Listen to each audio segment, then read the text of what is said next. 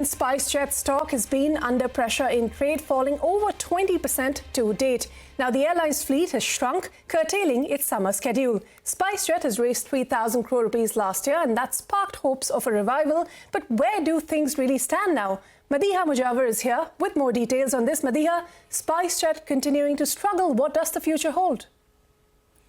Well, SpiceJet was trading above 60 rupees a share in October after the airline raised 3,000 crores via QIP.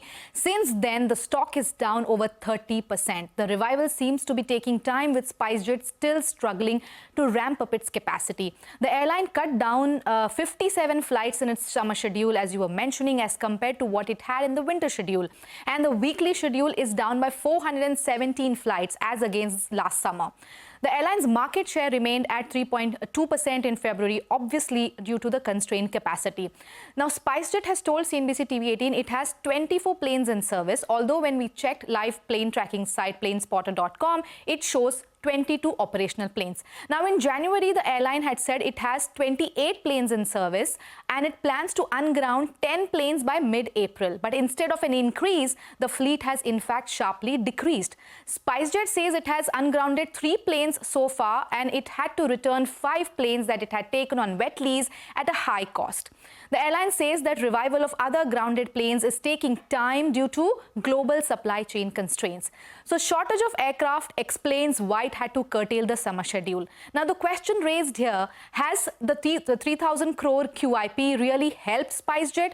Well, it has largely helped the airline clear the long pending payments and dues, including statutory payments, settling creditor liabilities, employee dues and airport related payments. According to the airline, it has used nearly 2,400 crores of the 3,000 crore fundraise, of which 1,500 crores were used to settle dues. So now what next? Is the airline headed for a smooth journey or turbulence?